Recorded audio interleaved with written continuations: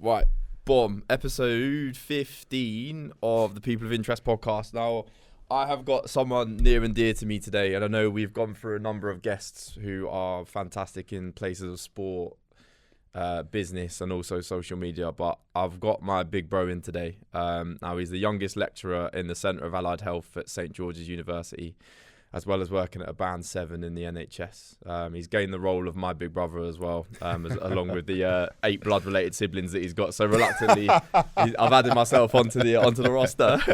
Ladies and gentlemen, Professor Sanchez is in the building today. Thank you, my brother. How you doing, bro? You good? I'm all right, man. Obviously, you got me up and early on a Sunday morning, but it's all good. Yeah. So we're recording 29th of October, and it's 10 a.m. Well, it's 10:30 right now. It was meant to be a 2 o'clock recording, but we had to change a few bits. Logistics, man. It happens. Yeah, I appreciate you jumping in, mate, because, as you said, big bro, family. Yeah, thank you, mate. I appreciate it. Yeah, bro, wanted to have you. Well, we've had each other. Well, this has already happened. But the funny thing is, when you came over to mine to record, what happened then, bro? I didn't turn the mics up. I was there for, how long was I there for? Like a couple hours. Oh, bro, we did. So like we recorded a full episode, yeah. And the thing is, during the whole episode, remember, we started it, and you were like, wait, I don't think the mics are on. So we stopped. That was like half an hour in. We started. Did it again. Yeah. Recorded the whole episode. Yeah, everything's good. Next day, bro, I'm not going to lie to you. I can't hear nothing. Audio is just quiet. I said, brother.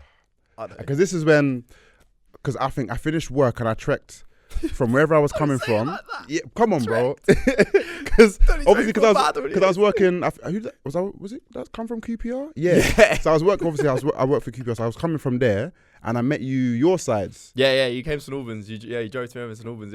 Yeah. Come all the way to St Albans. So that was at least an hour and a half on the M-way. Yeah. I felt so bad. And then a 2-hour trek all the way back down to South. I'm sorry. No, it was on the same day, wasn't it? Because you went to the toilet and I was like, why is this not working? Because I put it straight into my laptop to get the audio. I was like, why is this not working? I looked at him, I was like, you're lying. But because we stopped Sanchez, I was convinced I turned them up for that reason. Man. I was like, what's going on? So I was like, and then I was just like, I feel so bad. So I was just like, please let me know how much it cost you to fill up your car. Because I had to give you something, bro. If it wasn't the content, it had to be some financial gain. I was calm, so bro. bad. It's calm, it happens, man. Dear. We live and we learn.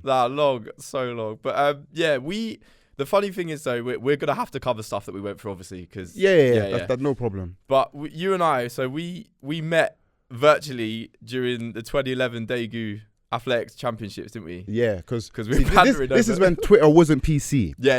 And you could say whatever you wanted to say. Yeah. Of course, be respectful and whatnot, but it was calm. Like Twitter was just bants and jokes. I think it was because that was the summer English schools. Remember, I think it was everyone was talking about English schools. For those of you who don't know what English schools is basically where the best school athletes across the country would compete. Normally, would it be Gateshead or where was the other venue? But Alexander Stadium. Yeah. So that you would represent your county in that respect. So you come from, say, Sussex, Surrey, London, wherever it may be, and you'd go up there and you'd compete against the best school athletes in the country. So I remember people were talking about English schools all over Twitter, and I can't even remember what the tweet was, but we just started talking from then. Yeah. Because it was because that was the summer before I went to uni. I'm sure because it was Clovis A Song's year that year. That was it, yeah. Where he ran like 40, standing start and ran like 48 or 47, something. Yeah, something like that. In traders as well, I think he had as well. Ridiculous. Or one of them in the heats. I'm sure it was in flats. Clovis' song. Athletes that have been about for a while will know that name, Clovis' song. Yeah. Because it was like, this kid, how was he ran this time? It was everywhere. Standing start. Yeah. And flats. Like, he's taking a piss. Yeah, shout out to him if he ever listens or hears this. But what a talent that, during that time. Flats as well, bro. Disgusting. When you're like on sessions, like crying your eyes out of lactic. I haven't even ran that Clovis in A spikes. Song, I ain't ran that in spikes. Man's run that in flats from a standing start, bro. Sub 50. Yeah, it just makes you consider like what you're doing. Like, when you got your coach being like, "No, you are talented. We need to keep up with this. That you've got a future in this." And then you see, and then Clovis turns up and does that. Is that far away? I would have been fuming. I would have been so vexed. But shout out to him though. I hope he's well and healthy. I've not. Yeah, unfortunately. I haven't heard anything. So one of my boys that I was at uni with, they went to college together, and I think last I heard, I think he'd either broken his leg or he'd done something after serious this, injury, and he tried to come back, and I looked at his power of 10 a few times actually on this point, and it didn't look like it. Yeah, it just wasn't tapping. I don't think he was tapping into it, unfortunately, which is a real big shame. But just say athletics is a cruel sport, bro. It just takes one injury and then you get left behind.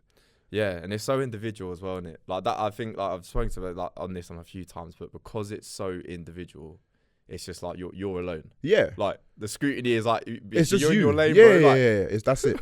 You can't blame your right back for letting a striker. Trust me, if you make a mistake, you ain't got the shooting guard or the centre that can come and just steal or do a quick block, and then you're back on the attack. Nah, bro. If you mess up, it's on you. Yeah, that's it. And you only you full start, that's on you. Yeah, your hamstring goes, that's on you. Yeah, like you trip over the hurdle, that's on you. Yeah.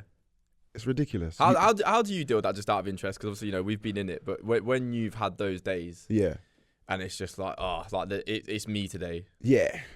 How do you navigate it? Because go on. So for me, obviously, my when I eventually start competing again, hopefully next season. Obviously, I'm a lot older now, but there we go. It's jumps, but obviously back then it was 400 meters and 400 meter hurdles. I'd never, touch wood, I've never full started a race, but I've, say, pulled up in a race because of injury, or I've just had a really, really bad, say, series in jumps. And it's just a case of, like, you just feel like nothing's working. And my thing is, and this is irrespective of if it's in sport or out of sport, if I'm having a bad day, whatever, I just become really recluse and just isolate myself and just go really quiet. So it's a case of, I'm having a bad series. After the series is done, I'm vexed, but I'm just quiet. So if I'm just like, just leave me alone, don't talk to me. And I'm just like going over the events in my head, like, why? What was it? Did I not eat correctly for the last however long? Was there stuff on my mind? Was I not resting? Whatever it may be, I'm just trying to just think about what was the reason. And sometimes I'm like, okay, yeah, you know what? Perhaps I was up a little bit late the night before, or I'm trying to just find a specific reason. Sometimes it's just a case of just wasn't your day. And you then get to that point, maybe a couple of days or even a week later, you're just like, you know what, it is what it is. I've got another competition coming up. That's what I need to then prepare for. But I guess everybody deals with it differently. But for me, it's just a case of, I just become quite recluse and yeah, same. I'm miserable, bro. I'm so moody, bro. I'm so moody. Because it's just, and the worst thing, if my power of 10 was my training times, brother. Bro. Your training performances, do you know what I mean? Those kind of days of grit and stuff. You're up there and it's just like, just translate, please. That's what I'm saying. Just execute. and then you're just like, again, athletes will know there's certain tracks where you're like, when you're on this track, you're like, I'm gonna have a good day. I'm having a good day. And then there's certain tracks, and then you're like, Like for me, the track that just was never the one for me was Bedford. So Bedford International Stadium, that stadium there, it didn't matter. I could have been, the training sessions all week could have been amazing. I could feel like I'm gonna jump out of my skin today. I come to Bedford, never happens. I then jump a week later, I'm PBing. I'm like, what's going on? The thing is though, I think that's natural in the culture with all of us on that stadium. I don't actually know anyone that has ever been there and said, I like being here. Because the first thing we're all looking at, but it's the national stadium. Yeah, I know, but the first thing we're looking at in the day is the weather. We'll see where the wind is. If the wind is anywhere, we're all like, fuck it. Because the wind, because Bedford comes down, the wind circles around the whole stadium. So it's not even a case of you're going to have a headwind, you're going to have a tailwind. The wind is everywhere. That's it. That's it. And so if you've got to go around that track once, twice, 3 times, 3 3/4 times, 10 times, or even if you're just on the runway, you're finished. Yeah, I know. You're finished. It's so peak, man. Yeah, man. It's so peak. Do you know what? I was thinking about this as well, just going back to obviously like how we first met and stuff. I might be wrong, so tell me if I'm wrong, because I might be missing a few competitions, but I don't actually think we've physically met at a competition yet. But we've only linked up like 4 times. I think today is like the 5th time of the 12 years of us knowing each other. So we had... Well, we did link up at Bucks when you was at Liverpool gym. So, shit. Yeah. Okay, 6 times then. So Bucks, Carney. Bucks, indoors and outdoors. I didn't do outdoors. Did you not? But no. I swear you was there. I felt like you were there. Where was it? Outdoors was always at Bedford. Maybe I did then. I'm not sure whether you competed or not, but I remember because it was Elisa. See, I don't think I was there that day because that's the day she met my coach. I don't think I was there. I might have been. I remember seeing you twice that season because obviously you were way up north in Liverpool and I was way down south in Portsmouth. Yeah. So, because was I in second? Yeah, it was my second year. Because that's when was it my second or third year at uni? I'm trying to remember. It would have been my second year because you started uni the year after, innit? Yeah. I took a year out, so yeah. Yeah, so you started uni the year after. So, that because it was Sheffield, because that's when obviously I linked up. I met you, Elisa. What was his name? He went to St. Mary's. I can't remember his name now. Tall Don. That's it. Josh Moss. Yeah. Shout out to Josh. Yeah. Josh, I remember him as well. Yeah. Cause I remember that at Sheffield. Because I think that was also, that coincided with my, no. I'm thinking much later on. Because I remember then, bro, I've seen you at Box like 3 times, bro. Because I remember seeing you when I was in Portsmouth and then when I was at St. George's, because it was also my birthday weekend. And I remember seeing you there as well. Oh, yes. Yeah. No, you're right. I think I only went to watch them. That's why. Yeah. I remember Sheffield one because I was racing that. I remember that. Yeah. Okay. Because when the first time I did at Barks when I saw you triple wasn't even in the picture then. I was still just 400s. Yeah. 400s and 4 hurdles. Yeah. Oh gosh, I don't miss those training days whatsoever. But my coach is so convinced to get me over 4 hurdles. I was like, bro, the pain of a flat one. I'm not sticking 10 sticks in front of me and jumping them as well. You madman! Like everyone's like, oh yeah, Jordan, you're gonna do one. No, I'm not. Like because he's a hurdles coach. Yeah. And everyone in my group is like, you're gonna do one. I was like, no. I promise you, lot, it's actually not gonna happen. Like, please, the stubbornness in me is never gonna happen. I really don't miss those days. But yeah, so then when I went to St. George's to do my physiotherapy degree, I remember that's when I was tripling because I remember it was my birthday weekend.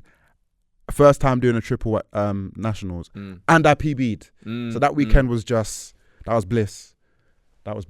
Yeah. And then we've had Carney and then the 3 shots show as well. Yeah. So we've done some stuff considering. And of course the failed recording. The failed recording. Yeah. Let that go. And my birthday. And your birthday. Yes. So 7, 8. Yeah.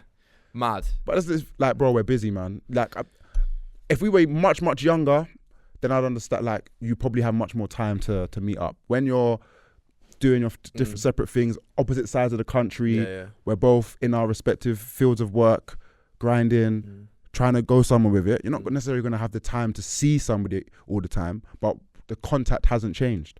What do you think changes between relationships that we can have that between others that can't? Because, just for your experience, is there anything about you and I, no homo.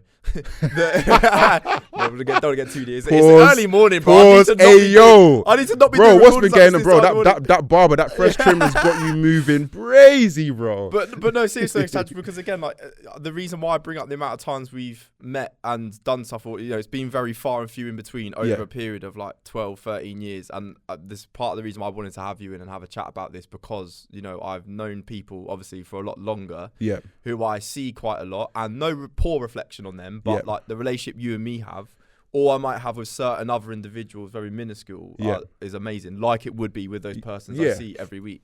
And I think, that's a good question. It's a difficult question to answer, but I think that it's very multifactorial. So, I think we shouldn't have an expectation on, because you're friends with somebody, you have to see that person all the time. Like there have been periods in my life where, like, I've got a lot of my friends I've known for 10, 15, 20, even nearly as long as like 25 years. I've got a couple of friends from primary school, bro.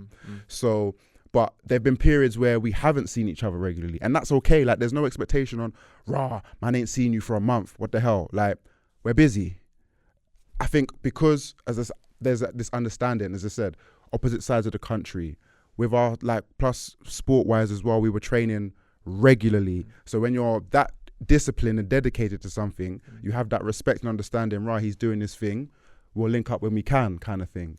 But then, of course, in terms of the level of contact through just messaging or phone calls, whatever it may be, that's not changed. That's not changed. So if you can still have that level of communication whereby you're bantering each other, or you do have that, you have the long conversation, catch up and this, that and whatever, that's okay. Like, I'm happy with that, as I said, because I'm a busy guy, bro. you already know how many different jobs I've got. No, 100%. So, and as I said, and before that, as I said, I was at uni studying plus training and whatever. And as I said, you've been studying, you've been training. So there's been that level of understanding. So for me, that's probably what it is. I don't have an expectation of I have to see my friends every single week or all the time, because I don't have the time for that. So as long as my peoples understand that, and if they do, then great. If they don't, I don't even take offense to that. I don't take offense to that. Which is interesting, isn't it? Because I then going into what I think as well, which you've kind of tapped on, but it is just that multifaceted variables to which you have in your life. Yeah. And what I've started to kind of realise over the last couple of months actually is that people that don't have the maybe interest that we do, and they don't do a lot, and I'm not getting onto them, that's a negative thing. It just might be their thing is that working and then just chilling with their friends on a weekend, going out and then rinse and repeating. Yeah. But it's like that. People have been like, George, like, we need to make some time with you, or I want to see you.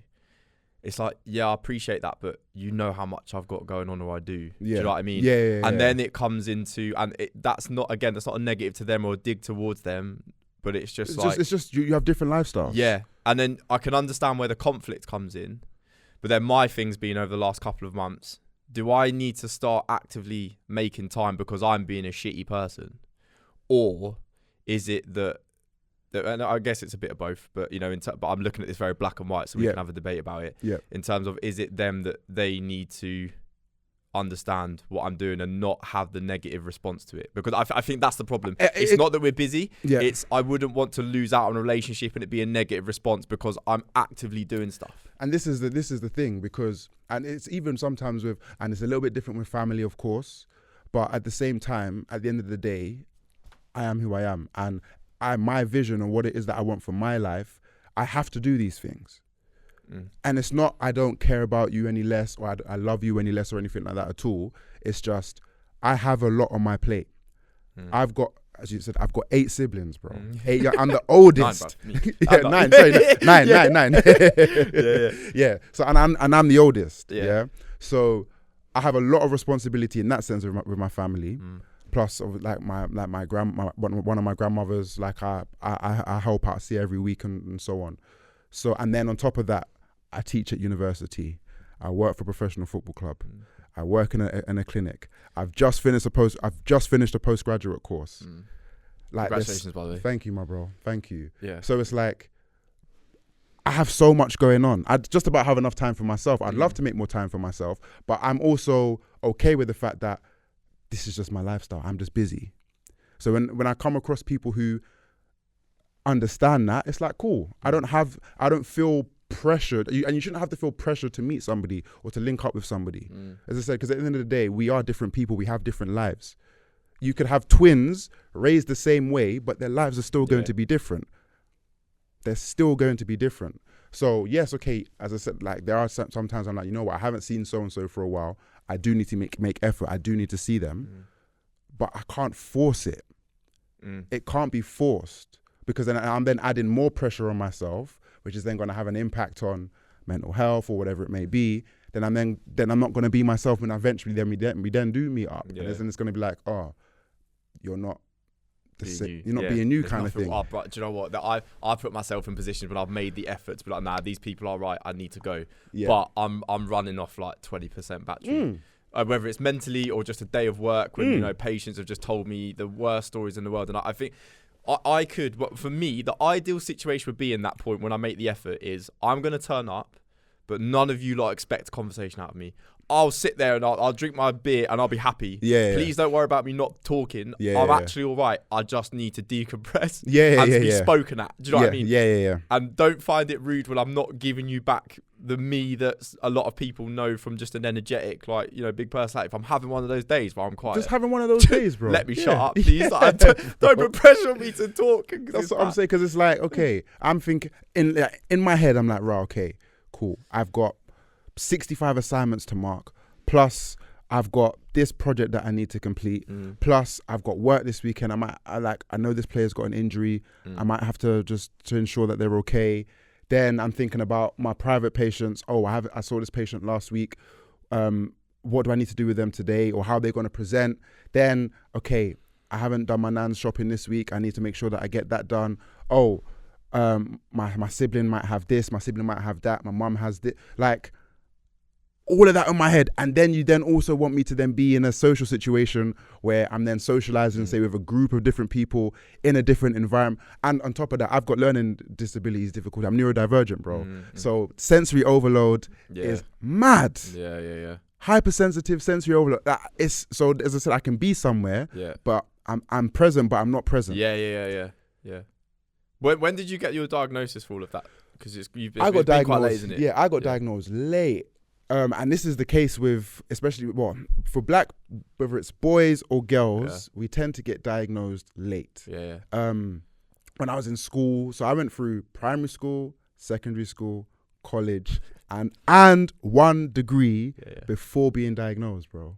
Okay. So I got diagnosed at 22 years old. Okay, I'm gonna write this down because I need to have a chat with you on this. But yeah, go on. Yeah, so I got diagnosed at 22 years old. And how it came about is, so when I started my physiotherapy degree, one of the lecturers, who was also the admissions lead, and she had interest in like learning disabilities and stuff in terms of like inclusive learning and whatnot. She picked up on certain things in terms of like how I was in practical sessions versus theoretical sessions, but also she'd seen my transcript from my previous degree, where again, when it came to like the practical elements, whether it be presentations, practical exams, I would always be in the upper percentiles. But then when it came to, there was such a disparity with the theoretical work. So she then said, "Oh, like has anybody ever mentioned it to me?" So I was like, "No." She said, "Okay, well, because the university at the time, unfortunately, funding's changed now, but back then, the universities were paying for the screening." So I was then referred to a psychologist, a learning psychologist or educational psychologist, and then I then was screened for dyslexia, dyspraxia, and ADHD. That test was hard. Like, I didn't know what to expect. It's hard to, even though it's for healthcare. And it's hard. Like, it tests the hell out of your brain, bro. Like, I was exhausted after. Yeah. Like, just because of the different like puzzles and activities and exercises that you have to do, and you can't. As far as I'm aware, you can't fake it. Like, it's not something that you can just. Oh, I wanna get extra time in my exam, so let me. No, bro. No, you can't fake it. So I did that. And then, boom, dyslexia, dyspraxia, and ADHD. And there was other elements where they had, my mom had to, and my grandmother had to like fill out a questionnaire and stuff, because obviously there are things that I perhaps wouldn't remember from when I was in school, and also just like in my my childhood days. So so they got the diagnosis, and then things started to make sense, because throughout the whole of, especially school, I was always labelled distracts others, easily distracted. I had a few teachers who'd be like, "Oh, you're never going to amount to nothing." Can I swear on this? Of course you can. Fuck you. Look where I am now still. Like, I get it. Some kids do misbehave and they can be troubled and so on and so forth. But I also had some teachers that rode for me. Because, I had to, and it's like, I get it. It's people go through different things, but I'm never going to tell imagine you telling a child you're not going to surmount to anything. You're not like, you're this, you're that. How, like, what kind of impact do you think that's going to have on some children's life? I use that as motivation to say, no, you know what? Banu, I'm going to do this.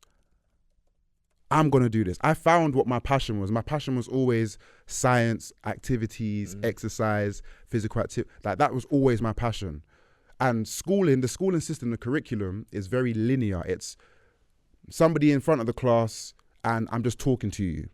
For the generic, say, child, that's a great way for them to learn. But nobody learns the same way. So it's learning is not linear. It's not just I talk to you and you receive that information and it goes in. You need to find different ways in terms of how you can allow a child to learn. Even at, say, university level, whether they're a mature student or, say, fresh out, it's the same thing. And there's other elements within the curriculum. I'm kind of going off on a tangent, but this is like stuff that like I'm working in within the university around decoding the curriculum, inclusive learning technologies, especially because of this influx of, say, technology developing, AI, social media, so on and so forth. We need to ensure, because if, like, it's not just a case of I'm standing at the front of the lecture hall these are my slides, I'm just talking to you. No, it's not going to work. Just out of interest, this is probably from a clinical thing for me as well, actually, now thinking about this. So you've had this diagnosis now quite late on. Yeah. And what I've found, particularly with assessments in and around maybe our age and down to the ages of like 22 with like young people, and I'm assessing them. Yeah. They always bring up, and I think this is thanks to TikTok, fucking demon app, I hate that shit.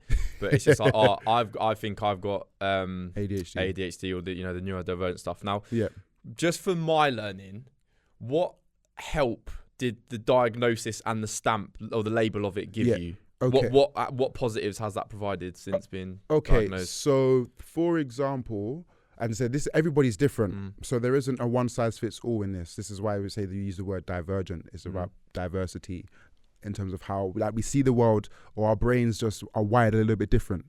So up until that diagnosis, I never, ever finished an exam. Never, ever finished an exam. So just that by giving that extra 25% of the exam total time, I then felt a little bit less pressured. So I was able to then, doesn't mean that my results changed, but if you can finish an exam, the more likelihood is you will gain more marks. So that was the first thing. The second thing, especially say with my physiotherapy, so in the field of physiotherapy, whenever we see patients, we have to document everything that we see. Back then when I was training, the majority of notes were paper. So written, handwritten. Handwriting is hard to read as it is if somebody's got shit handwriting. Excuse my language. That's right. But for somebody with, say, dyslexia, when you're reading, whether it be on whether it's a handwrite, sometimes the letters move. Like I'm reading something and I'm like, where are you going? Where's that letter going? Or I'm trying to differentiate. Is that, what letter is that? Is that an O? Is that that was hard for me. So then I was then allowed to, so first of all, even for me, so I was able to then, rather than writing my notes, because also my writing speed is slower than the average person, again, because of that. That's both dyslexia and dyspraxia. Dyspraxia affects coordination and fine motor control, or gross motor control, depending on where you sit on the spectrum. Because people would say, oh, you can dance and you did triple jump, which involves coordination. Yeah, mine's more fine motor rather than gross motor. So in terms of like writing and things, I was then able to type. And then also with typing, so I could then put different colors on the screens to allow me again, so I can actually read it properly and the letters appear bold rather than it looks like they're merging together or moving. So those were those elements. Also because, if you notice when I speak, I'm quite animated, but not like here, there, and everywhere. But I'm just very animated. I use my hands a lot when I speak. I don't necessarily keep still to that sense.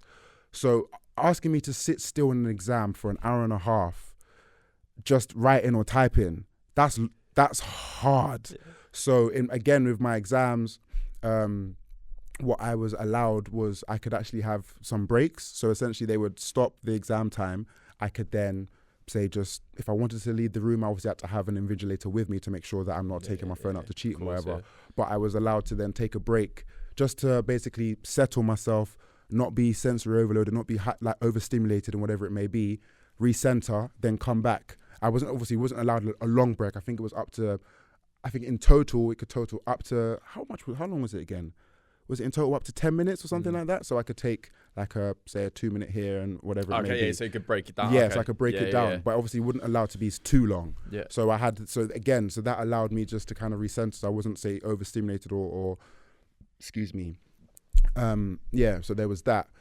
Other things that came out of it just, so when I had like a tutor, so somebody that could help me like process or find ways that would help me learn. So obviously the medical field, physiotherapy isn't just massage as some people think it is. Like it's a very clinical role. We are part of the allied health professionals. So especially if you work in the acute setting, so in acute setting, I mean like in people who are unwell, inpatient wards, physiotherapists are in that environment. So you need to be aware of people's, say, pathologies, illnesses, diseases, and certain things. So that's a lot of information to process. So I was having to find out ways for me to be able to, okay, this is the condition.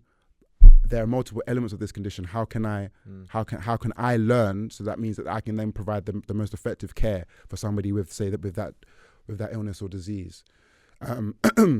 Again, some people can just read a textbook, but through that, I started to learn things. Okay, so I'm a very visual and practical person, so I need to see, like, say, pictures, and then I can like do like not like storylines, but like flow charts, or like I like to use a lot of color. So I would draw things draw something in one color, or write something in one color, and then I would then flow that into another section that would then be formed by another color. So it just helped me find the most appropriate way for me to learn, because as I've said, in terms of the educational system, it's very linear. Textbook, somebody standing in front of you and just talking at you. That doesn't really help me in terms of how I learn. So through that diagnosis, those were kind of the things that helped. So it's great from a strategy base. What about you as like just a person then, once you get the letter through and you're like, right, this is me. If any at all, what benefit was that? So in terms of just me personally, as I said, it kind of just made sense as to, okay, that I understand more about me as to, okay, why I think this way, or why I am this way, or why I sometimes feel like there's like, so for example, some people with ADHD may or may not be able to relate to this. I can be in an environment where, like a party, say for instance, but I can hear every single conversation in that party. Me and you could be as we are, but there could be so many other people in the room. But I'm talking to you, but I can hear everything else that's going on. I wasn't aware that is something that can be associated, because as we said, you're hypersensitive, you're sensitive. I didn't realize that was something that was associated with ADHD. But so then with that diagnosis, I was like, oh, okay, that makes sense as to why. Because I could be, as I said, and then the other thing in terms of being, say, I'm either very easily distracted or I hyper-focus. So with the hyper-focus now, so like anime, I fucking love anime, bro. Yeah, of course. Love anime, bro. If anime is on the TV, we're big in. Man, locked in, locked in. Yeah. You lot are nearly 30, grow up. Yeah, shut up, man. Shut up, bro. Everybody's got their own vices. My vice is anime. So there's certain things that when I hyper focus, I completely blank out everything else that's in my surroundings.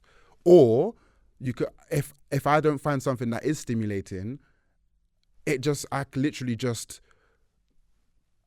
can't concentrate, or I would try and do so many different things at one time. So like I'm somebody whereby I'm a tidy person, but normally when people tidy up, there's logic or there's there's order to how they tidy.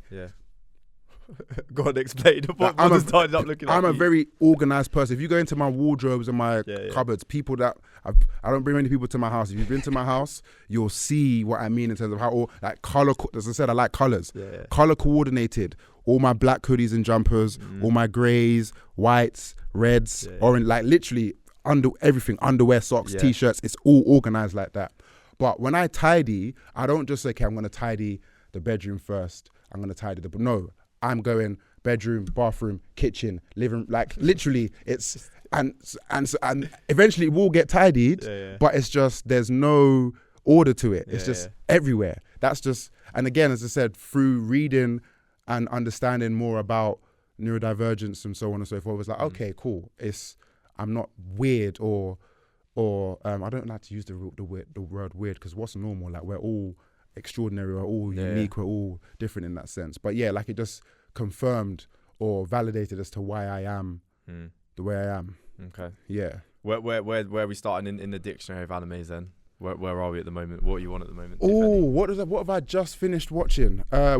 Demon Slayer. Love Demon Slayer. Sick. Shout out Tanjiro, and his sister. What's her name again? Nezuko. Nezuko. Shout them out, bro. Listen, I love Love Huge. that. Yeah. Do you know what it is as well? Because again, people get onto me when they find out I watch it, and I've got, shout out to Chiz over making them t-shirts. Well, I've got a few t-shirts of it.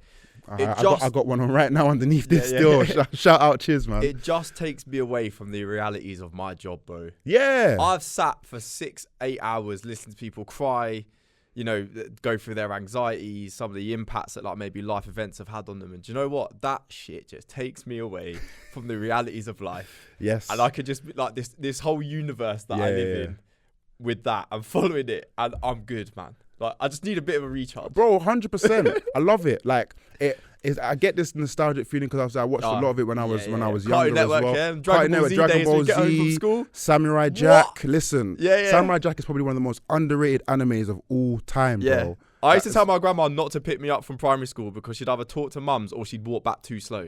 I'm like, babes, listen, Planet Namek is happening, yeah? Listen. Frieza is turning everything up and Vegeta's just died. And we need to move. Come on. My granddad used to lie to me, be like, that's all right, turn the telly off, it pauses. And I believed him for months. Wow, granddad didn't rate you, bro. Yeah, I know, horrendous. Wow. Horrendous. He was Man like, said, "Nah, it pauses. It will be here next time." I'm like, yeah, it best be. Because, and again, to be fair, of all TV shows that he could have lied about with that, anime's a great one because stuff shifts so slowly. I was just gonna say, bro. So you don't. You've got like 10 episodes of Goku trying to reach Super Saiyan 3 blood. And then when he reaches Super Saiyan 3, he can only do it for 2 episodes because like the key demand is too high. Mad. Like, what the hell? Yeah. But I started watching another one. Is it Dorohedoro? I think it's called. Do you know what? I'm odd with this because I've come across as such a bit of a culture vulture for this, but like some of the big ones that come on is the ones I'll find. So Jujutsu Kaisen as well. See, that's on my list. Oh, that's on my list. sick. But this is the thing. I like the big ones, but I also like to find the ones that are kind of undercover. You need to watch I don't know if you've seen it, Terror in Renaissance. Have you ever haven't seen that one. Yeah, it's like 4-episode one. Sick. Okay. Great story. Because I started watching another one and season 1, cold. After that, it just kind of, I don't know if they changed the creative directors or whatever. Tokyo Ghoul. Have you watched that? Oh, sick. The first season. Bro, the first season is mad. Wavy, bro. Yeah. And then after that, I'm like, brother. Do you know what it is for me as well with that one is that the second season of that and then the third one, it takes such a time jump. Bro. I'm like, what's going on? I'm scratching my head right now just thinking about it. Yeah, bro. I actually wish if anyone does get onto that, just watch the first season and just leave it. Leave it alone. Like, there's no point. Yeah. Season 1 and done. But yeah, I think it's Dorohedoro, I think is how you say it. Bro, it's like, it's actually mad. Like, it involves, of course, like demons and witchcraft and so on. But like, you know what it is? And it might be mad. It might be just because unfortunately we've been desensitized. Or when it comes to anime is quite graphic anyway. Yeah. So you see certain scenes and stuff, it's like, alright, cool, it is what it is. But like, because it's got like this dark element to it. But it's so graphic, bro. I like anime where there's violence. I like crud. I like watching crud in anime. Yeah. So it's like when they're on smoke, yeah. like man are slicing man in half. Head being decapitated, rolling, a man just comes and sees your head rolling. Yeah. Stamps on the head, blood. Like, I'm making sure, as I said, because there's witchcraft and stuff, I'm making sure that no witch can really try and bring you back to life. No, I hear you. So yeah, that's another one. Of course, Attack on Titan. Of course, Attack on Titan. It's getting to a point now. It's just like we need to finish this. Yeah. Stop delayed. I feel like there's something else that I rate up there. Bro, there's some, I don't know how big they are, but they're on Netflix. So there's one called Record of Ragnarok. Brother, you know what? I couldn't do it. That is cold, I couldn't do it, bro. I get 3 episodes. I couldn't get into it. Bro, Record of Ragnarok is wavy. Yeah. I gave it 3 episodes, man, and I was just like, this is not happening for me. No, bro, no. Give it 3 episodes again and start watching it, because so Record of Ragnarok, that's the one where they have like Jack the Ripper and Zeus and Loki and what's her name? Like, bro, it's wavy. Like, it's actually, so it's basically you've got the gods versus the humans in it. And essentially, if the gods win, they're gonna get rid of the world. So like the humans are basically getting like the worst humans you could think of, but they're mad. Like the way they can fight is sick, bro. Record of Ragnarok is cold. I don't know if you say it as Baki or Barky. Baki Hanma is wavy. Wavy. It's just so random. Yujiro, It's just so random. Biscuit Oliver. Listen. Yeah? Baki is cold, bro. It's how I want to be in the gym sessions, but I know lugging that kind of size over 400 is going to Hey, end bro, it's me. not happening. It's not happening. There's no way. Did you go through the Cyberpunk one as well? The Cyberpunk. I haven't watched this. Again, it's on my list. Bro, Is it good? Bro, do you know what it is? The story of it. Again, like the Terror and Renaissance one. Yeah. Sick. Okay. Story sick. Amazing. Okay. Like when you listen to it, there's a song on it that you will forever just get these feelings just overwhelm you. Okay, cool. Afterwards. So that, and then what was the other one that I Castlevania. I've started it. Yeah. I've started it. Yeah. I've started that as well. That's good. Yeah, no, that is good. That's good. That is good. Do you know what the mad thing is as well though? Like people listening to this are gonna think we're into some mad stuff because there's that other category of anime. Yeah, begins with H. It's got tentacles. This is not what we're talking about, yeah? Bro. So I don't want anyone on the internet thinking that we're into that. Nah. I'm not even going to name the category. That's all you had to say, and I know exactly. Nope. Five We're of them leaving things. it. No. Don't Not you involved. Because it's I don't even do them things anyway, bro. I don't do them. No, bro. I don't consider it. I don't subscribe to them things. No. I'm good. I'm good. Stay on the dark web. That can stay over there. Yeah. Stay over there. Not over here. Sanchez, have a chat with me about, please, just healthcare, because I just want to read you a statement out that you put on the St. George's website, and it was, I was interested in helping people, whether that meant teaching or caring for them. Mm-hmm. Where does that like urge and that want to do that come from? Because I again, like, you know, we spoke about it obviously when we recorded at mine, but COVID, like, you're not doing this job or a healthcare job for money in something like and a state of time like that for just because you feel like it. Like there has to be this innate like I need to care for people. Do you know what I mean? Where does that start for you? I think definitely the caring aspect. I just got to look like directly at home, bro. It starts from home. Yeah. So for a number of reasons, obviously there's some things I'm not going to go into too much detail about, but first and foremost, so my nan, that's that woman, love her to bits, bro. Shout out my nan.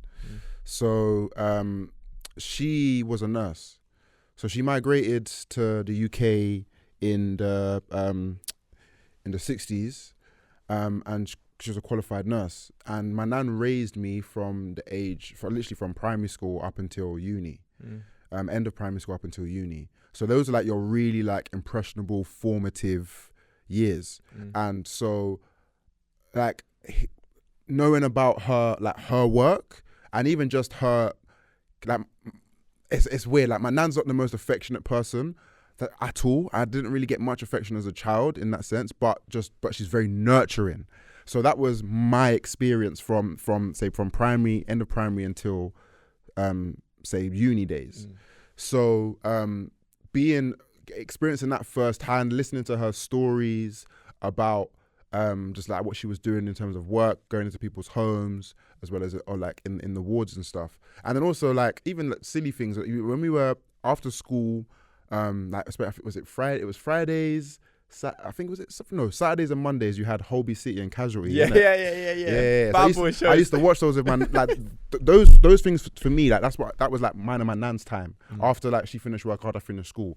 So we would watch those alongside other soaps, EastEnders and Coronation Street. I feel like all the nans love a soap, innit? Yeah. But yeah, Holby City and I used to just find, like, just watching that, I was so engrossed by just the medical field. I knew I didn't want to necessarily be a doctor, especially because I was very sporty and active. Then and I enjoyed, say, helping people, say, train to get better, or just help it through exercise, helping them get better. Yeah. That was kind of where the physio interest to some extent came into it. But then like the teaching side, that was just through some teachers that I had. As I said, I had some bad teachers, and there were some teachers that I wasn't the best behaved with. I put my hands up, I know that. But there's 3 teachers. One of them I'm still in contact with to this day. But there were 2 others that, these are secondary school teachers, that probably have left. Maybe the way I teach, although it's a different cohort, so obviously that's, say, key stage, 3, 4, so secondary school, whereas I'm teaching higher education. But maybe this, even still, I can still, I maybe subconsciously utilize their skills and how they taught to what I'm doing now. But there are 3 teachers: Mr. Mackenzie, shout out him, Mrs. Patel, shout out Mrs. Patel, Trinidadian woman. She, remember I said earlier that certain teachers rode for me? So these 3 teachers, they rode for me: Mr. Mackenzie, Mrs. Patel, and Mr. Williams. So, and funnily enough, well, they're all, Mrs. Patel, she's Indo-Caribbean, she's from Trinidad, but the other 2 are black teachers. They were like the only teachers that I'd come across who I actually felt like they listened to me.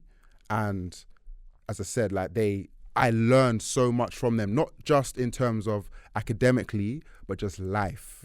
Like, as I said, so when I was going through things in school and whatever was going on, they were there. Like I felt heard, I felt listened to, but also, as I said, just the way that they taught, I learned the best from them, as I said, academically and just life. So, and that they basically inspired me. But so I wanted, when I say finished school and was deciding, okay, A levels or B, well, I did BTEC, I didn't do A levels. So all of you laughing at people, oh, BTEC. It hasn't limited me at all, bro. And do you know what? I look back and I'm like, it's just the easier way. Like, I'm not saying easier in terms of like you're not doing as much. Yeah. But just efficiency wise. I think it depends on how you like to learn, bro. Again, it comes down to how you like to learn, because A levels again this is your textbook that you need for the whole year or the whole 2 years. This is information you need to know for this exam. Whereas with BTEC, yes, you have a curriculum, but there's a lot more you have to kind of learn yourself, and it's coursework based. Yeah. So and the pace is different. In terms, like there's a different pace to it. So that for me is that's what worked for me, and I don't regret doing BTEC. As I said, it hasn't inhibited or hasn't limited me any way, shape or form. Yeah. But where was I going? I kind of went off on a tangent now. Wow. Where was I? So 3 teachers that like rode out for you quite well, because we were looking at it in terms of like. Yeah. Okay. Yeah. I know where I was going now. So yeah. So when I finished school and college, I was like, okay, I want to be a teacher, but I also like science, healthcare. What can I do? So I was like, okay, at first I was like, I'm going to be a science teacher. So I thought, okay, I'm going to go into secondary teaching. But then I was like, you know what? I did a couple experiences, teaching experiences. Like I was a volunteer and I was doing like summer schools and summer camps and stuff. And I was just like, I feel like I don't have the patience, because some people's kids are really in it. Yeah. Did you meet yourself, Sanchez? Just out of interest. Did you sit there and see young and be like, fuck. Yeah, I'll see you while my teachers. Yes, there was that. And then on top of that, I was like, you know what? I feel like because of how I was, I don't want the universe to say, I got you now, you know? I got you back still. Yeah. So I was like, you know what? Yeah. Cool. But as I said, I enjoyed the teaching element. So, and then within physiotherapy as a profession, there is education and teaching to some extent when you're treating people, because you're having to treat them. So, and through your treating or your interventions, it's about educating them about how they can manage their illness or disease if it's a long-term condition or something that doesn't get better. But then also, even if it's just an acute injury, again, you're talking to them about healing times and how they manage their activities as well as their pain and so on. So it's like, okay, the physio profession incorporates that. And then it also incorporates caring for people as well. So then I was like, okay, cool, definitely. And through my auntie who passed away, when she was dying, she had a physio. And his physio was coming into her home.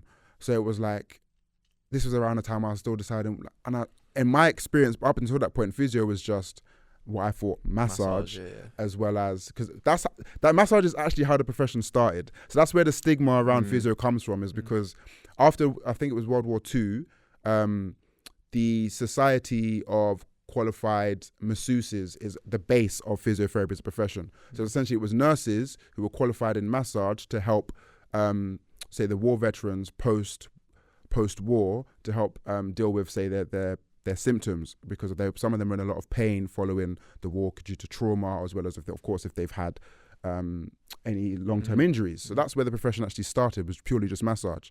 And then through it then came other elements of the profession.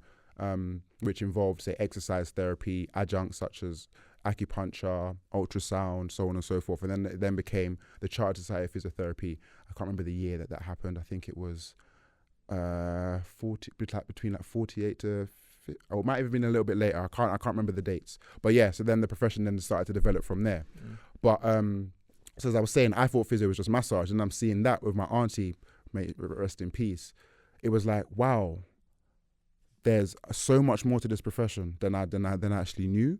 So that then even more so like intrigued me and like I guess lit the fire.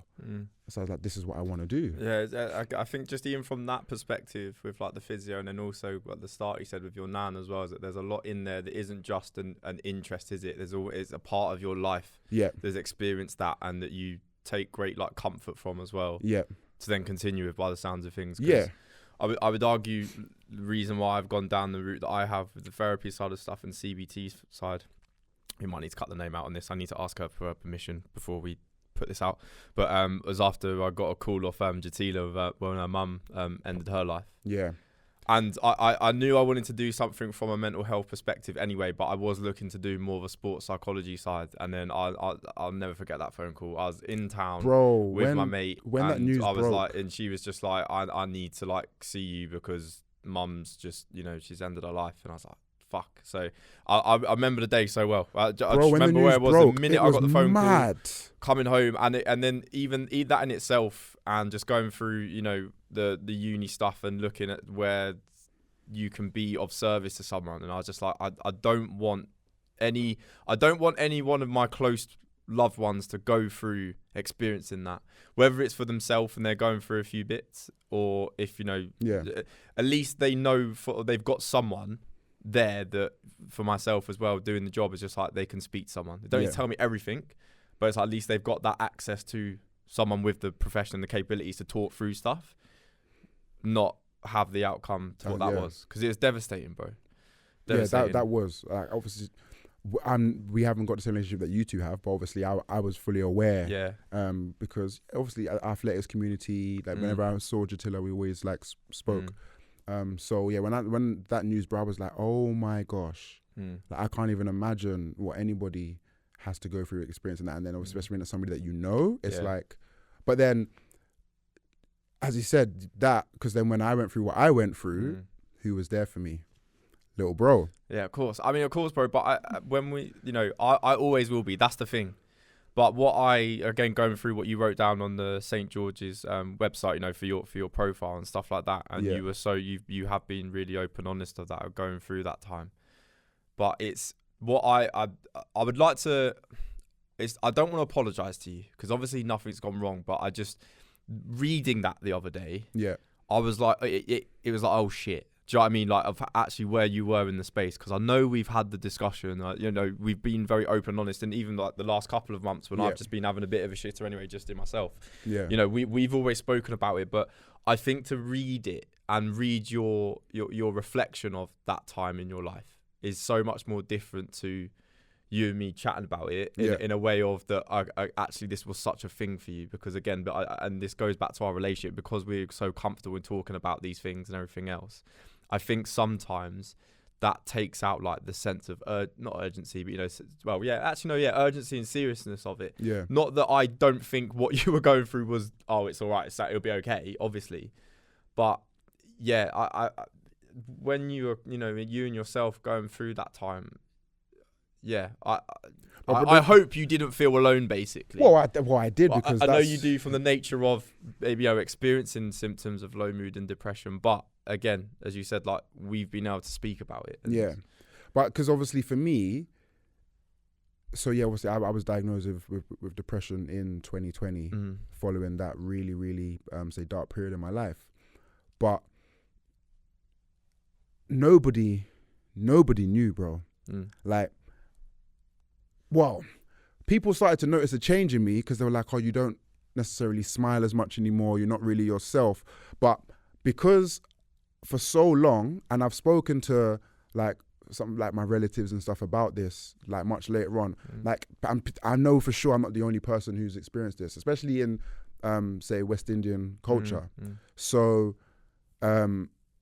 showing emotion is not something that, especially as a man, it's not seen as a manly thing within West Indian culture.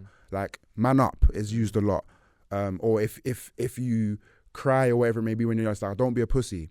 So it was, and then I had that from my most immediate, so say my father and stepfather at the time, and so on and so forth. It was like, you can't cry, like, you're a man, you're a boy, this is just life, you've got to just get over it, kind of just push on. So that as I said, that occurred from a very, very young age, from primary school ages, where you're at your most impressionable and so on. So that's being, say, spoken to you for years and years and years. And also, as I said, remember I said I wasn't shown much physical affection either. So you then combine those two together. And not, as I said, it doesn't necessarily mean, but just everybody's shaped differently by different experiences. But from my personal experience, not receiving much, say, affection in that sense, not being told I love you or I'm proud of you, like it was just, childhood was very, very challenging. And then you're then also being told these things, don't cry, or if you did say express something, it was like it wasn't being heard or taken on board. So it was like, okay, why am I then telling people I'm going through this, I'm experiencing this, or this is how I feel, if when I have done, especially to some people, it's not being taken on board, it's not being, nothing's occurring as a result of it. So it's like, okay, cool, I'll just keep things to myself. I'll just deal with it myself. And because for however many years, if I was feeling a certain way, I was dealing with it by myself, and then I would say get better in that sense. It was like, okay, this is my tool of how to deal with stuff. But then, of course, leading up to the events to 2020, where there were so many different things that occurred, literally one thing after the other, plus by me dealing with things myself for 27 years, it then became too much. And because I didn't have anybody that I could say, I have people, as I said, you're one of my closest. I've got my other close brethren that of course I could speak to. But because I dealt with things myself for so long, I just felt like why would I need to tell them? I shouldn't tell them. I just deal with it. It then, as I said, became quite overwhelmed. It became too much. And if people are aware of like the mechanisms around depression and like the limbic system and your hormones around adrenaline and cortisol and melatonin and how it has an impact on those kinds of things, that has a huge impact on then how your brain processes things and what then the messages your brain then starts giving you. So that's, as I said, unfortunately, I went through a really, really dark period where I started to, say, contemplate suicide and those things. So it was like, I have no other option, because all of these, especially I had enough. I had enough. I was like, I've been dealing with shit all my life, and then these magnitude of things have occurred in such a short period of time. I can't deal with it anymore. And could I ask you, because a few people, like some of my patients discussed as well, and I asked them around it as well, did you feel comfort in that feeling of I've had enough? In terms of, it's almost like that's a way to just decompress from this. Do you know what I mean? I personally didn't even feel like I felt comfort. It was just like, all in my head, it was just, I can't deal with this anymore. Okay. I don't want to deal with this anymore. I can't deal with this anymore. I don't want to, in order for me not to, I shouldn't be here. Okay. That was my whole thought process. It wasn't, if I'm not here, that means things are going to be, it was just, I can't deal with this. I don't want to deal with this anymore. That's my only option. Okay. And having that only option, what does that feel like for you at the time, if you don't mind? So at the time, because as I said, I didn't necessarily plan to do it. It was just, I don't want to be here anymore. I'm thinking about taking my life. And then, it was just, I didn't think about what the ramifications or the outcomes or how I would feel if I did that. I was just in a constant state of, I don't want to be here. I'm having thoughts of committing suicide. That was literally just my whole thought process at that time. I wasn't eating, I wasn't sleeping, I was drinking, smoke. My whole life in that period, especially like during 2020, whereby obviously COVID. So where I was living as well, I wasn't. I was living with my ex at the time, but she wasn't. well, we literally just split up. Yeah, so she weren't. Yeah, so she weren't even in the. She weren't even in the country. Yeah. And so I was then far away from my family, all the way down in Eastbourne. Yeah, I remember. And then, so obviously with my family living into London, so I didn't have my family around. I didn't have friends like that in Eastbourne either. Eastbourne's a very, say that in terms of their mentality, is very backwards. Plus, where I was working wasn't very support. Like I didn't tell my work what was going on, but I just let them know that I feel depressed. Like I literally feel like I told them that I was having suicidal thoughts. There was no support, nothing. Then also whilst where I was working, which I've put out in the Chartered Society of Physiotherapy magazine, and I spoke about it quite a bit, especially during this month with a lot of the campaigns and stuff I've been involved with, where colleagues and patients are being racist, and I'm also reporting this, and there's no support from my employer. So it was like there's all of these things going on. I've got no immediate support network around me, so it was just like, okay, like I can't even. I've got nobody here. I literally felt like I've got nobody here. So that then, I guess, amplified those thoughts and those feelings that I had. So yeah, it was a very, very, very, very difficult time for me.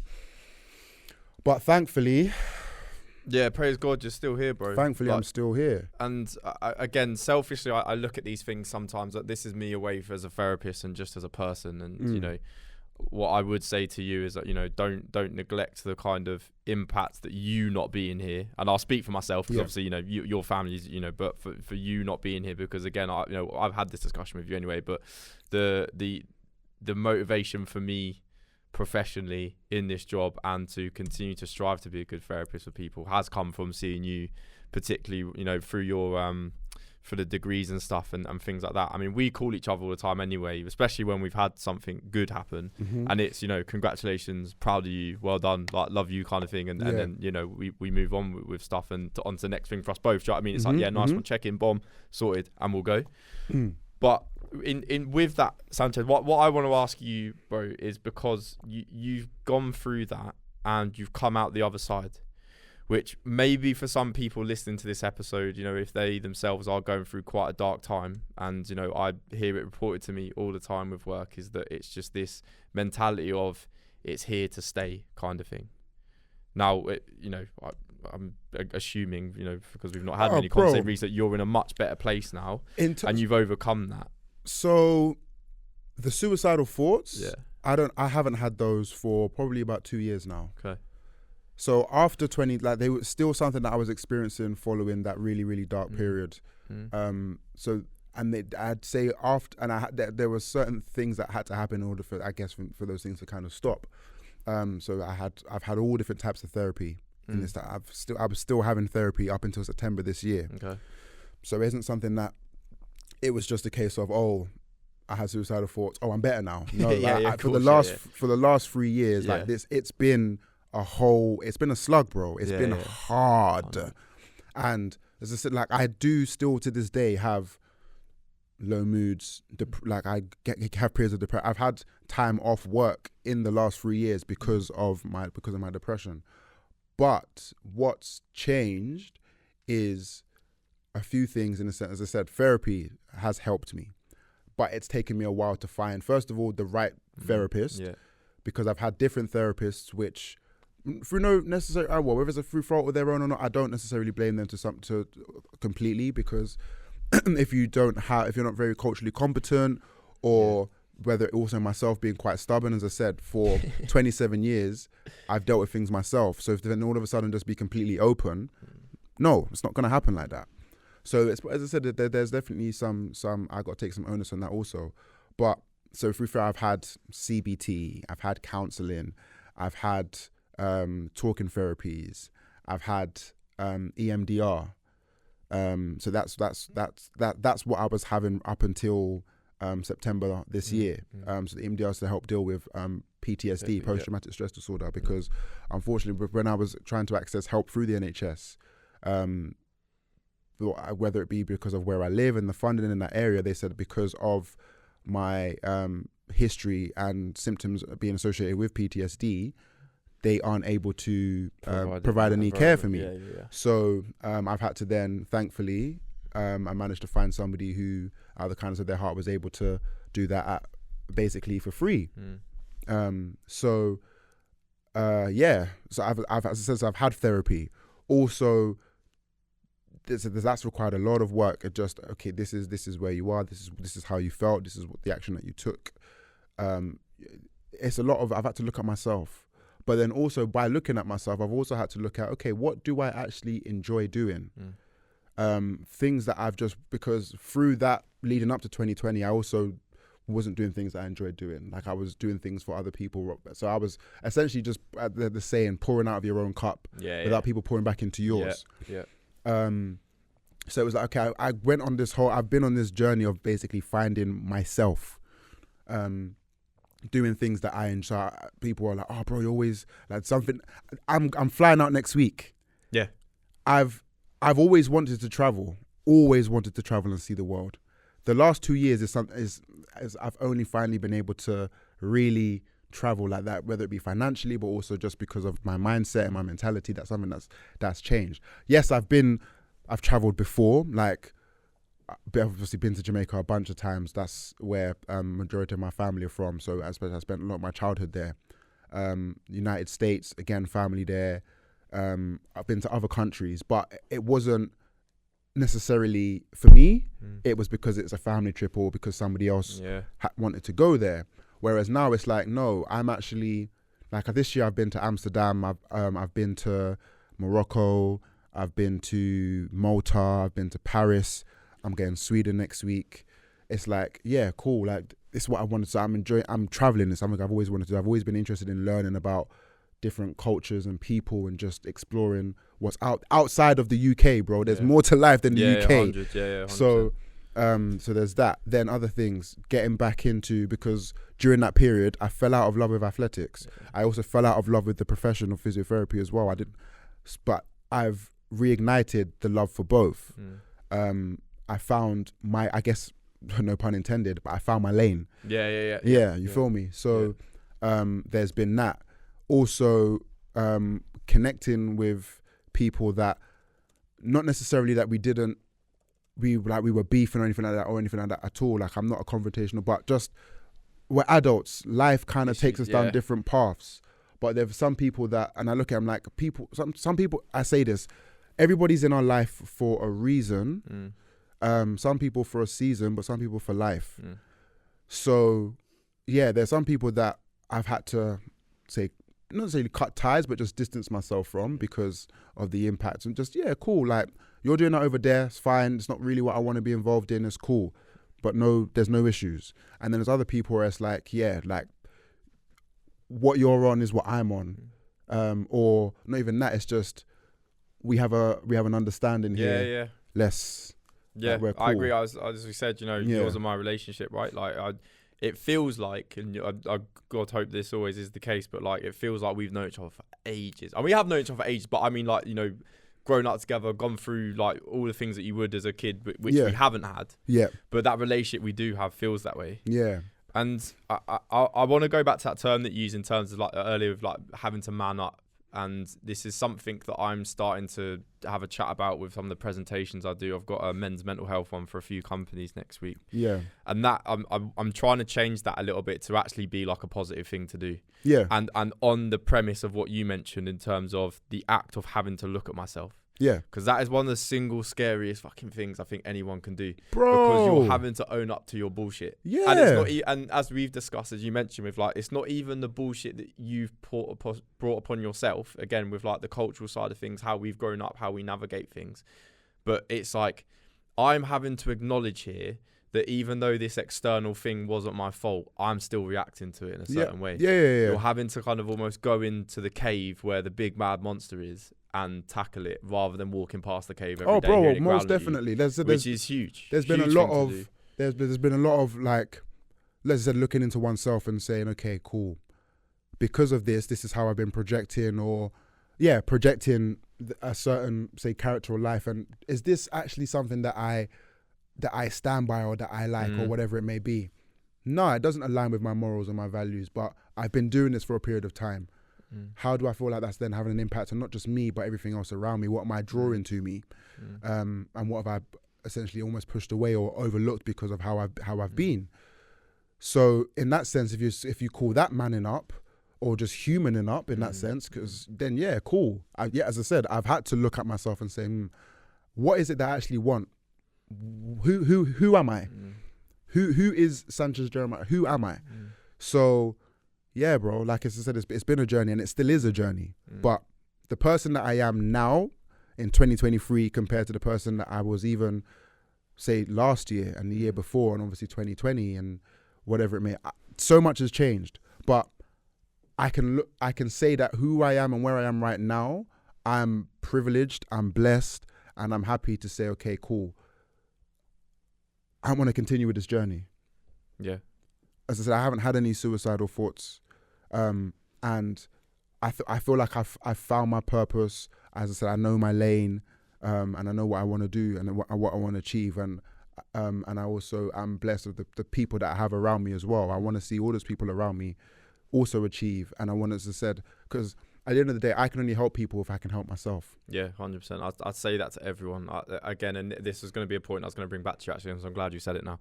In terms of the list of stuff and responsibilities that you have in your life, yeah, I know that you don't do them if you're not 100% first. Yeah.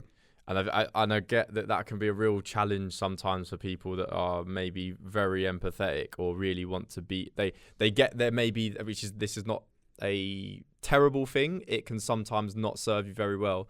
But when individuals get their worth out of the positive reinforcements from others because you as the individuals help them with something, it needs to come internally from yourself first. You need to know and this might come across as arrogance, and if it does, then fair enough. But you need to know that you're the shit first, like every day. Bro, no, definitely, I agree with you. 100%, I agree with you. As I said, it comes with there needs to be a level of arrogance in terms of self-worth. Anyway, there has to be. Yeah, like that's, to me, that's, or say confidence. People say there's a thin line between confidence and arrogance. Yes. But in order, I think, to have self-worth, to have a high level of self-esteem, and there needs to be a level of arrogance to it anyway, in order for you to then be like, yeah, I am the shit. Because then if it doesn't, that can then feed into things like imposter syndrome and so on and so forth, which, again, I had coming into this field as a lecturer. Oh, yeah, 100%, bro. I've never I've done 2 degrees. In both degrees, not one of my lecturers are black. Yeah.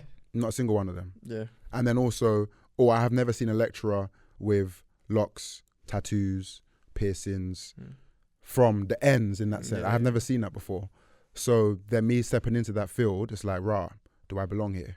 Like, is this really? But now it's like, again, a level of arrogance. I'm the shit. I'm here because I am the shit. I wouldn't be a lecturer if I wasn't doing what I'm doing. So if that makes me arrogant, so be it. Where does that come from? And I want to ask in the context of that, because I agree with you. Again, going through my uni time, there wasn't a many kind of black individuals who were lecturing. I'm someone though who looks at that, and we could argue the semantics day to day that maybe the environment isn't based on or promoting that. I get that to a point, but I also, Sanchez, have to cut that off. And the reason why I say that is because then I feel like that removes the capability of me to be able to display how great I am around the subject areas that I work on and things like that. I deliver presentations around mental health to various companies all the time.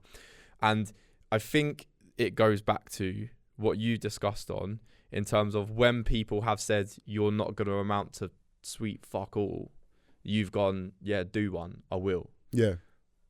And I've come to the conclusion, and I had a chat with Dan about this on his episode as well. Again, him being a boy that's grown up in the ends in Ladbroke Grove, still lives there and has created this space. Shout out Savage Dan. Probably had a number of people looking at him and some of his antics that he was doing back in the day as well, thinking you're going to do absolutely nothing, and he's then created this. Yeah.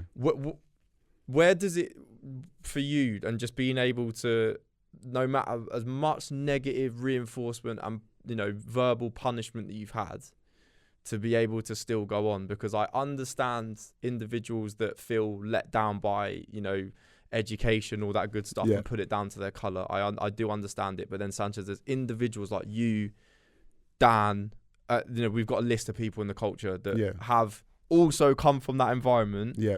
and still become the men that you are today. Yeah. And it gets to a point for me where I'm like, I understand why some people that might have had the same feedback that you had that would just be like, oh, fuck it, then I'm just going to amount to nothing. Yeah. But then I can't ignore individuals like you that have done it anyway. Boy, I think it's going to be, I can only say from my perspective. Yeah, no, please I'm do. not speaking for anybody else. This is just me. Please do. So first things first, bro, did I choose to be black? No. I didn't choose to be black. I'm black and I'm proud. Yeah. Say it with my chest. Yeah. I didn't choose to be black, bro. I can't help the fact that this is how I am. Mm. So there's that. But also, so combining the fact that I am who I am alongside, I'm not going to let, like, people hate, bro. People are going to hate. Irrespective of whatever it is that you're doing, there's always going to be somebody that doesn't, say, approve, or that is just facts. That is factual in society. Whether it is what I'm doing, whether it is what you're doing, there's always going to be somebody that has something negative to say, especially in today's society with people behind screens or whatever it may be. Yeah. It gives people the platform and freedom of speech, yeah, of course. But I can't allow somebody's own opinion of myself, especially if I haven't even done anything specifically to them, to dictate or basically devalue me as a person. Why? Because I think that's the bit, isn't it? That you're making the active decision to be like, nah, fuck off. Whereas someone would be like, okay, yeah, this is what they see me as. That must be it. Why? What? Yeah. I guess because I know who I am.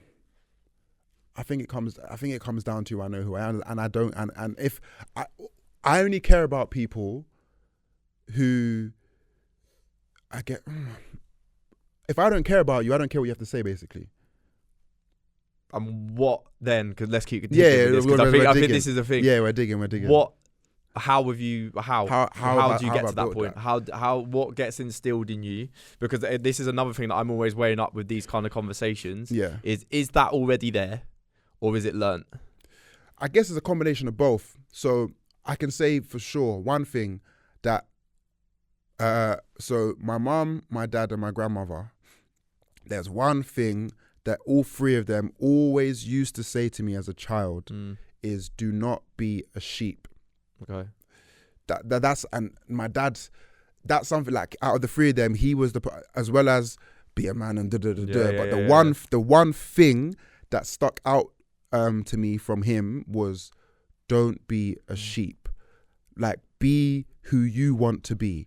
Like, go, like, basically in the sense of, wherever you want to go, providing that you do absolutely everything within your power to achieve that, you will achieve it. That's something that was instilled in me from young. Like I can remember the car journeys, and I'm having this conversation with me all the time. Yeah.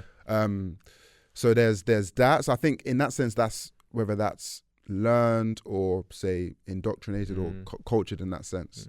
But I think also a part of it also just does come from is intrinsic. I think there's elements of it that are intrinsic, in that sense, where I've always just, I don't know, like I've always just worked for everything. Yeah. In the sense of, yeah. I guess, and maybe that comes from because I've had so many obstacles in life. Yeah. It's just like, okay, this is an obstacle, but I've worked through it. This is an obstacle, I've worked through it. This is an obstacle, I've worked through it. Yeah. And then I think another element of it is there's always somebody that's harder off. Yeah. Like there's always going to be, there's always going to be somebody smarter than me. That doesn't mean I can't achieve anything. There's always going to be somebody faster, stronger, bigger, richer, however you look at it. There always, and that goes for anybody in life. There always is going to be. But every obstacle that I've come across in my life, and as I said, I have come to a point where I felt like just completely giving up. But even at that point, I've overcome it. Yeah. And that, I feel like that probably comes, that's probably more intrinsic in that sense. Yeah. And I agree with you with just those challenges and that resistance and obstacles. because I spoke about this to Hebs as well, actually, in terms of just, with parenthood and, growing up with a single mum and all that stuff and everything. Even though my dad was, around and stuff. My mum's, when we've had chats about stuff, she's always verbalised that she's felt like quite guilty with just like, just the way life was. Yeah. And it's like, yeah, but one, you didn't ask for that outcome. Yeah. But also, bro, I love the obstacles, bro. Yeah. I look back at it now and I'm so glad I had them, bro. And the other thing as well is like, okay, so I look at my nan that came to the UK from Jamaica. My nan's a very, very quiet and reserved woman. And I'm like, she made so many sacrifices for herself to then bring the family here in order to try and get a better life. Because Jamaica is one of the most dangerous countries in the world, bro. My granddad, mum's side, is from Guyana. Both those two countries, I think, are in the top 12 most dangerous countries in the world, bro. Yeah. So they made that sacrifice to come here. And obviously, there's certain things I've seen them all go through. Even my dad. I said my mum and my dad split from before I was even 2 years old. So they've both had their own separate lives in that sense. And as I said, I was raised with my grandmother from primary school. I lived with my mum before that point.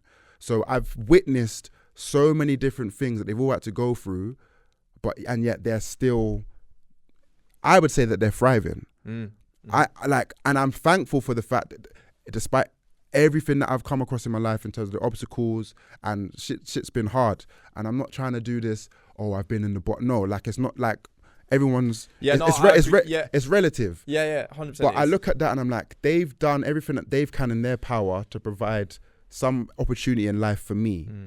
So me overcoming obstacle after obstacle after obstacle is not only intrinsic within me, but also as my way of saying thank you for providing this platform for me to be able to do what I'm doing now as well. But also you've seen it as well, haven't you? Yeah. Because you've seen it successfully be taking place with those three individuals, like those primary caregivers. It's almost like you have no choice but to pass the obstacle. Yeah. Because the experience has been the fact. Yeah, exactly. Like my dad's like he lives in Spain. He's lived in Spain now for I want to say like 12 years now. And he's like my dad's passion has always been music and performing. He's not like he was when he lived in the UK, like he would get the odd gig here and there and whatever it may be, but he wasn't say signed by no major record label. The style of singing that my dad does, it's not mainstream. Like he doesn't subscribe to like the pop stuff or whatever it may be. But he's gone to Spain and created a whole life for himself. And I'm proud of him for doing that. My mum, she's got 4 of us, had me very, very young. Again, has gone through so many different obstacles. She's now a Band 8 midwife, raising 4 kids, bro. Crazy. 4 kids, and she's now a Band 8 midwife. And then, as I said, my nan has come to the UK essentially by herself, raised a family. She worked in NHS for how many years? And again, has made a life for herself.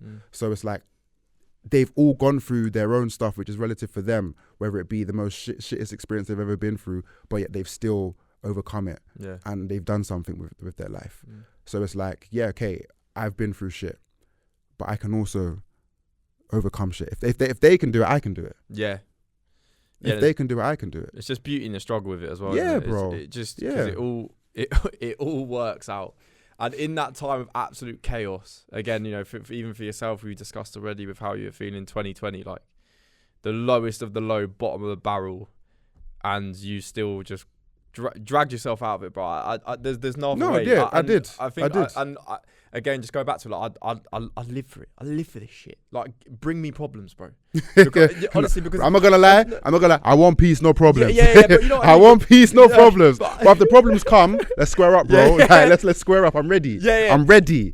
But yeah, I hear you. It's just like, and people might find this. I don't not that I want sympathy at all, and people might find this a bit weird. But like, when I have like at this moment in time in my life, I would say for once when it's like, uni's finished, school's finished, I've got nothing external to do. I've just got my job now. I've got my hobbies, and everyone in my family at the moment, touch wood, this remains the same for a very long time, is healthy. Bro, do you know how weird it feels to have no chaos going on at the moment? It's horrible, Ches. Bro, I'm just like, come on. Like I need a problem somewhere because at least I know everything's good. But I've got a quiet period that I've had, not for a long time, but just this sense of just like calm. Which you always set to achieve when you're going through the shit. Yeah. But as soon as when you get there, now, I hear it. I'm like, especially if you've been in a constant state of fight for so long and then there's no fight, it's like, what's going on here? It feels uncomfortable. Silence. Yeah, so it's a bit uncomfortable. And I think that's part of the reason why I've done, like, I thrive under pressure, bro. I thrive under pressure. My whole life has been pressure. I thrive under it. Yeah. So it's like, okay, what's the next thing I need to achieve, or what's the next thing? And that's may not necessarily always be a good thing. Always wanting to do something else. But well, it's just unfortunate. Fortunate or unfortunately, that's just the mindset that I have. And of course, there will become a point where I'm like, okay, you know what? I know there will come a point in life because there are things in my life that I want to achieve. And until I've achieved those things, I can't sit back and say, cool. Of course. So I'm going to be doing everything up until that point where I've said, okay, I can look back and say, okay, you know what? I set out doing this, I've done that. This, I've done that. And eventually, God willing, universe willing, that will come. But I'm not there yet. Yeah.